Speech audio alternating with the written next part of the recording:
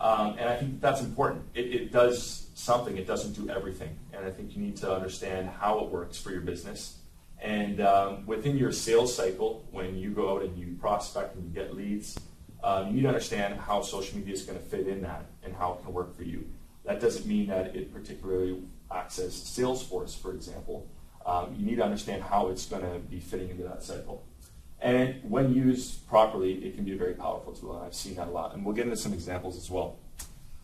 The next thing is social media is targeted, or at least it should be. And I think in marketing, people understand what target market is. But I thought I'd just put out the definition again. It's a group of customers that your business has decided to focus its efforts on. And I think this is important. Sometimes, the reality with social media, there's tons of people you can connect with. But if you aren't focused on buyers, you're not going to be selling. You're going to be talking to a lot of people who will be happy to talk back to you, but if they're not buying from you, or if there's not something that's happening there that's working towards your business growth, then it's really a waste of your time in a lot of ways. So I think this is a really important one to remember, to pick that target out, but we'll talk about this more when we talk about the process. The next thing, social media is a tribe. Or I guess the better way of putting it is social media is a whole bunch of tribes. And people who could probably tell you a better story here would be the ones who know the history of marketing. I know it very quickly, but a lot of the big things that came in the printing press, the radio, television, a lot of these things revolutionized the way that marketing happened. And social media has been another one of those revolutions. And what's really happened is now you can have, let's say you're selling bicycles, you can have a whole bunch of people that are real big bicycle fans, and there could be one from the country, one from the city, in the same neighborhood, or they could be in totally separate countries and all connecting online and sharing ideas. And so there's these little tribes that could be around a specific idea or product, or there's tribes geographically. I'm connected to a lot of people that love Waterloo and Waterloo region and are proud of that. So that's almost a tribe on its own. There's a tribe of young entrepreneurs that I'm a part of, and so there's a group there. So there's all these different groups. And the thing that I really want to highlight here is when I say tribe, I think the cool thing to think about here is the fact that if you look at tribes and how they exist, from the outside, there's a lot of things that may look weird in what they do or how they interact. But to everyone in the tribe, it's normal. There's these norms and things just make sense. And no one questions it. It's comfortable and it makes sense. To people on the outside, it's kind of like, what, like that looks weird. And I don't know if anyone has had that moment of, does anybody here still feel like social media looks weird in a weird tribe? And it's like, how do I become a part of this? Or just because it's online doesn't mean that the relationship isn't very real. There's still something, all the relationships I have online, I've at some point met them face-to-face. Sometimes it was initiated first face-to-face and then it became an online relationship and it was an easy way to stay in contact, or other way where I met them online through a friend and then we met and had a coffee or something like that. So it's very real, and I think when you're looking to get involved, you need to figure out who you are and what you're bringing to the table, and you don't want to come across fake. People won't accept that and they won't really like that. So that's really important. And I feel like, back to the tribe mentality, eventually you kind of pass the test. It's not a written test or anything, but eventually you're going to kind of feel comfortable. Sometimes people call it the aha moment, where all of a sudden you go, oh, I get this. This makes sense. And I feel like I fit in. So that's what I really think is one of the key ingredients there. And moving on to the next point, if you don't know this already, social media is fast. And for business owners, I realize I never grew up in this generation. Well, I would have grown up in it, but not owned a business at the time. Apparently, you used to be able to just pay for Yellow Pages each month and put an ad in the newspaper, and everything was handled. Somehow business came in the door, and that was that. But what's happened is now there's so many other communication tools out there, and they all play together, and social media being a big part of that. It's a fast-moving world, and you can't just once a month do something now, or once a year. You've got to do something daily, and conversations are happening all the time. But this is both probably a blessing and a curse, in the sense that you can get sucked in. And I've seen it where business owners, all of a sudden, they had the aha moment, and then they think that they need to just do this for the rest of their life. Well, nobody, even including myself, we aren't social media experts, and I don't think anyone can spend their full day on social media alone. I'm going to assume if you own a business, this could be just, like I said, one tool that you use, and you really got to be careful here. The other thing is that the average number of followers per user is around 208, which may sound like a lot, but that actually isn't a lot, I think, if you really look at it. And the great part about that is I've always appreciated quality over quantity. When you get into quantity, you're just adding a lot more workload. If you've got to manage 1,000 relationships, of which 800 are useless, that's not a good time management, right?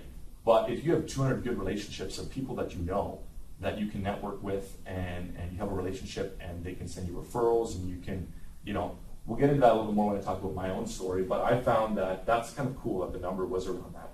The other thing that's really interesting is that the average number of tweets per day is 307. So if you think you can just put one up a month, look at the numbers. You're going to be in the smallest percentage of people out there. And you know what, to be honest, it's been a hard thing for me. We'll talk about my weaknesses within social media, but 307 is a lot of messages in a day, and I don't think anyone here has to start out by doing that.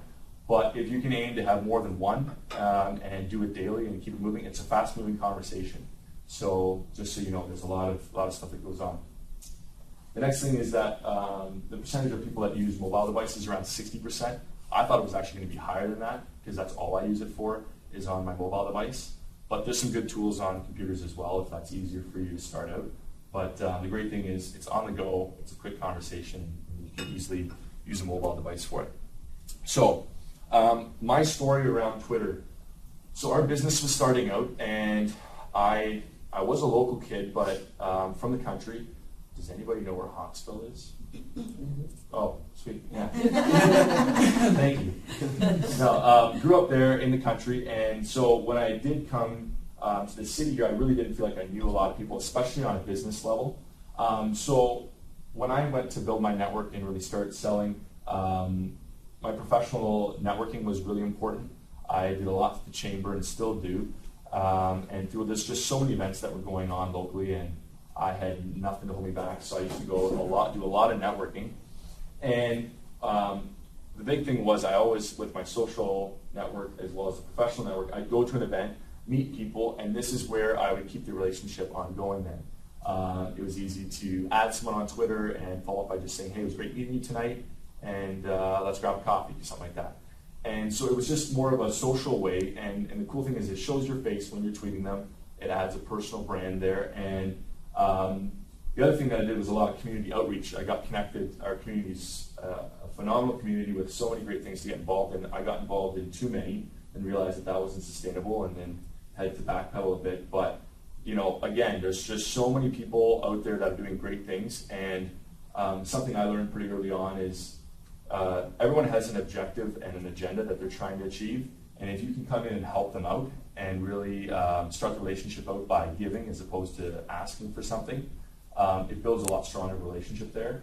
And spreading the message and the word is a way to help, and it was an easy way for me to, an event comes up for an organization, I can quickly tweet it out or retweet it and help them out in that way and build a relationship there and really give as opposed to just receive.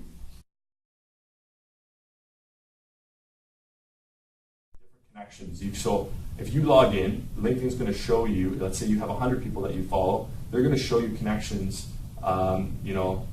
Let's say David and I have a shared connection. It might show we have, of 20 of my friends are shared with 20 of David's friends, and so it'll bring David's name up to the top and say, you should connect with David. And then I go, why not? And I can send him a message and say, hey, let's go grab a coffee. I'd like to learn more what you do. And the great thing is you can kind of, I guess the social term might be creep, but you can just view other people's profiles and take a look at who they are, where they work. If people do their profile properly, then it'll tell you their interests in different things. It'll probably tell you their social things that they're involved in within the community, and you might realize that they're on the board of a charity that you've done some work for. So it's easy to find where that connection is. So yeah, I think that's a really easy one to get started out with, and it sounds like everyone here is already using it. So how do we leverage it? So there's a couple different ways. Something that you can do is showcase your skills. For myself, I've never gotten too involved in this side of things. My personal preference is to do something like this, where it's more of a speaking engagement or face-to-face meetings. But my business partner, his skill set's a lot more in writing. So for him, this would probably make more sense. And if you love writing and being the expert at what you do, this is a great thing where you can write examples of your work. You can post things on there that people can start to read, share, follow. And so from a content perspective, you can definitely, it's a great way to push out some content. And the other thing is people will endorse you for different things that you say that you're involved in. So for myself, I'm involved in social media or online marketing. Then people will say, yes, I agree that Jeff is good at that. So it's a chance for you to add some credibility there as well. The other thing is, it's technically like a 24-hour networking event. I think all social networks are, but this one especially, even if you go to a networking event, it's tough to meet a lot of people in an hour, especially if you're going to have meaningful conversations. And it can be a bit overwhelming. This is a great opportunity to be able to find someone new that you want to connect with. You could search for a business that you want to go work with or do some work with and find out who you're connected to in that company. And then you can go to your friend, and I've done this for lots of other people, where they say, hey Jeff, how do you know so-and-so that works at this company? I want to get connected to them. And I go, yeah, well, they're an old neighbor of mine. It can sometimes be the most random connection, and then all you have to do is say, well, I'll connect you guys in an email and get you a coffee. And the reality is, I'd say one of the biggest keys to my success has been making good friends that have really helped me out a lot and done a lot of that networking for me. And in return, I don't really think about it, but I've connected with a lot of people as well.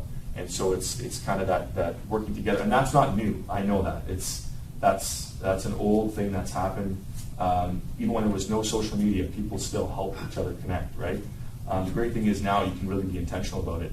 A good strategy might be to just find every day someone you can connect to someone else, or maybe the other way around, where you're looking to find a connection.